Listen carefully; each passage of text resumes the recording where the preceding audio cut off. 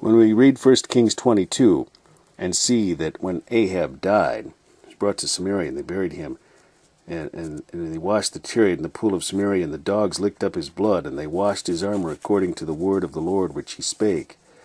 You might think, well, I thought because he humbled himself that God retracted what he said. No, I actually thought that myself at times before and wondered, but never looked back. Thank the Lord, he's shown me here what the deal was. Now, he said, let's see, where is it? Sorry. I thought I knew where it was. Okay.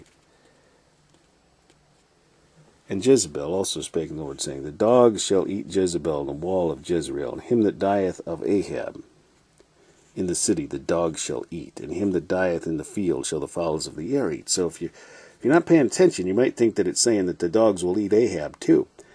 But it says, him that dieth of Ahab in the city the dogs shall eat. He didn't say that Ahab was going to get eaten, and it might throw you off because then it says, when he heard those words, that he rent his clothes, put sackcloth on his flesh, and fasted and lay in sackcloth and went softly. And then the Lord said, see how he humbled himself before me? Because he humbled himself before me, I will not bring the evil in his days, but in his son's days I will bring the evil upon his house. And so you're saying, see, he's not going to let him die, and he's not going to, the whole thing.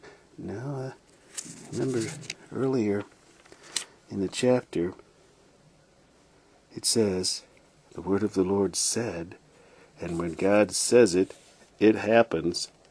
In the place where dogs lick the blood of Naboth, shall dogs lick thy blood, even thine. Dogs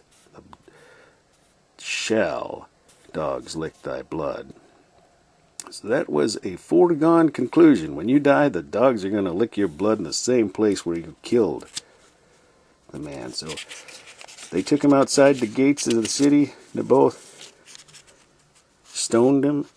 See, they carried him forth out of the city and stoned him with his stones that he died.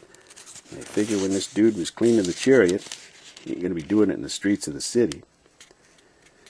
But he did it, drove it outside the gate so he wouldn't mess anything up.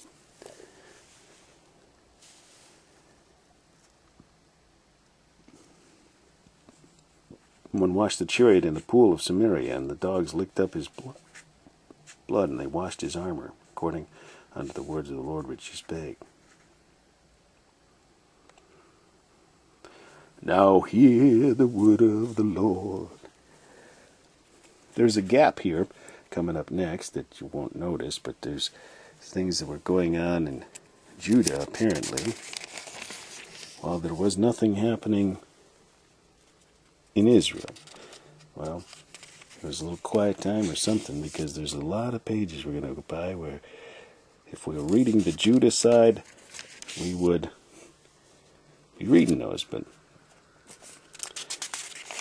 we'll pick it up with 1 Kings 22, the rest of it anyway, to start off with, and then we'll go into 2 Kings 1 as we carry on with the Reese Chronological Bible.